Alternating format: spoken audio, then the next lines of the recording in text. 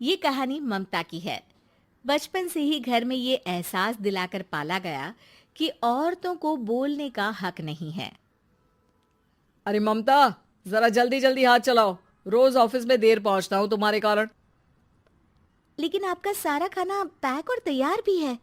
अरे जबान जितनी चलाती हो उतना अगर हाथ चलाती ना तो शायद घर को अच्छे से मैनेज कर पाती। क्या मतलब है? क्या नहीं मिला आपको? मोजे मोजे कौन देगा? ममता भागकर पति को मोजे देती है। वो हर किसी का ख्याल रखती, लेकिन उसके घर में रोज का रोना लगा रहता। अरे माँ, आज स्कूल में टीचर ने मुझे फीस के लिए डांटा। माँ, मुझे अच्छा नहीं लगता कि स्कूल में फीस के पैसों के लिए मुझे कोई भी बात सुनाए। अरे पर बेटा, ये तो पापा करते हैं ना, सारा ऑनलाइन। मुझे तो इसकी जानकारी भी नहीं है। हाँ हाँ, बना लो बच्चों के सामने मुझे बुरा। अरे करता तो मैं ही हूँ, माना, लेकिन मुझे कोई सपना थोड़ी ना आएगा कि बच्चों की फीस जमा करनी है। अरे बताओगी तो तुम ही ना। ममता की अब ये आदत में शुमार हो चुका था। वो हमेशा हर बात के लिए खुद को ही दोषी मानती। एक दिन वो पड़ोस की दोस्त से कहती है, समझ नहीं आता यार, मैं इतनी डम कैसे हो सकती हूँ। बात तो सही भी है ना। अब पति बेचारा नौकरी करे, पैसे कमाए, या फिर ये देखे कि बच्चों की फीस का वक्त है। क्या करूँ यार। पता नहीं, मेरे पति तो सारा काम खुद ही करते हैं। वो तो कहते हैं कि तुम थक जाती होगी, सारा दिन घर बाहर बच्चे तो। अच्छा, ऐसे भी पति होते हैं क्या? अरे क्या बात कर रही है? भाई साहब कभी तुझे किसी बात के लिए सुनाते नहीं? किसने कहा नहीं सुनाते? अरे ये पति चीज ही ऐसी होती है कि बिना पत्नी को सुनाए उन्हें चैन की नींद कहाँ आती है। तो तू भी परेशान रहती होगी कि कैसे, क्या, कब भूल गई। अरे वो तो मुझे बस इस बात के लिए ताना देते हैं कि मैं वक्त पर खाना क्यों नहीं खाती या पार्लर जाकर अपनी साज सज्जा क्यों नहीं करवाती। पड़ोसन बोल ही रही होती है कि ममता के बेटे की आवाज आती है। अरे माँ, क्या हो गया? लग नहीं रहा कि आज आप मुझे पानी भी देगी। अरे कब से खाने के लिए वेट कर रहा हूँ। अरे यार, मैं चलती हूँ। बेटा खाने के लिए वेट कर रहा है, मैंने उसे खाना भी नहीं दिया। अरे 12वीं में पहुंच चुका है तुम्हारा बेटा, उसे बोलो खुद पानी लिया करे। मैंने तो अपने बच्चों को काम करना सिखाया है। अरे यार, खुद की भी तो कोई लाइफ है। माना जब नहीं कर सकते थे तो किया, लेकिन अब इतने बड़े बच्चों की हर बात मानेंगे तो मुश्किल तो अपने को ही होगी। ममता को पड़ोसन की बात में दम तो लगता है, लेकिन करे क्या, आदत भी तो खुद ही ने डाली थी। ममता घर जाती है कि तभी बेटी आ जाती है। माँ, परसों मुझे एक शादी में जाना है। तेरी वो जो लाल वाली साड़ी है ना, उसे दे देना। मैं आज जाकर टेलर को दे दूंगी, वो उस साड़ी से सूट बना देगा। अरे नहीं नहीं तारा, वो मेरी माँ ने मुझे दी थी और उस साड़ी से मेरी काफ़ी भावनाएं जुड़ी हैं। तुमको ना मैं दूसरी साड़ी दे दूंगी। ओके, कोई बात नहीं, लेकिन आज दे ही देना पक्का। तारा माँ की साड़ी से सूट बनवाकर पार्टी में जाती है, लेकिन जब वो पार्टी से लौटती है, क्या है, मैं तो समझ ही नहीं पा रही हूँ। अरे जब वो साड़ी मांगी थी तो ये छल्ली सी साड़ी क्यों दे दी? मैं ही पागल थी जो इस साड़ी का सूट बनवा लिया मैंने। माँ, जानती भी हो कि कॉलेज में मेरी कितनी हंसी उड़ी। तभी वहां ममता का पति सुनील आ जाता है। अरे गवार औरत, जब बेटी साड़ी मांग रही थी तो दे देती ना। अरे पापा, इनके तो इमोशंस जुड़े थे उस साड़ी से। ममता इतने सब के बाद भी कुछ नहीं बोलती। मेरी बेटी की बेइज्जती हो गई, मैं बिल्कुल बर्दाश्त नहीं कर सकता ये। मैं नहीं चाहता कि मेरी बेटी से कोई भी ज्यादा सुंदर लगे पूरे कॉलेज में। जी, वो पढ़ने में तारा बिल्कुल अच्छी नहीं है, उसकी पढ़ाई पर आप ध्यान दीजिए ना।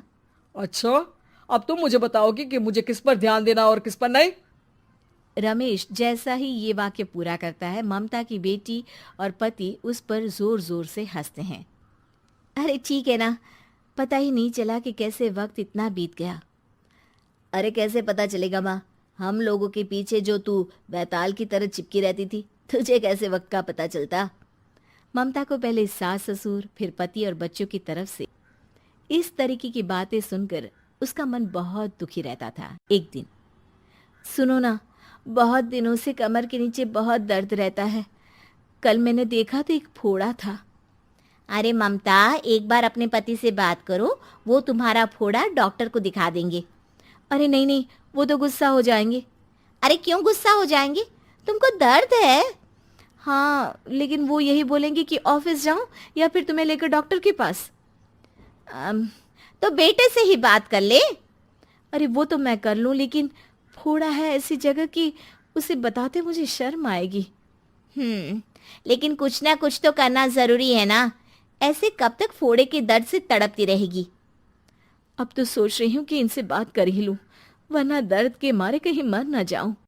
लेकिन शाम को, ममता, क्या किया तुमने आज? खाने के डिब्बे में कैसा खाना दिया था? दाल खराब हो गई थी। कब की थी? दाल तो मैंने सुबह ही बनाई थी, खराब कैसे हो गई? अच्छा सुनिए ना, मुझे कहना है कि अरे गरम दाल बंद करोगी तो ऐसा ही होगा ना। बेइज्जती हो गई सबके सामने मेरी।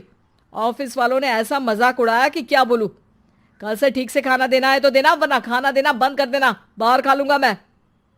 ममता, जो पति से अपनी परेशानी बताने वाली थी, वो अब ये सोचने लगती है कि कल से पति को खाने में क्या दे।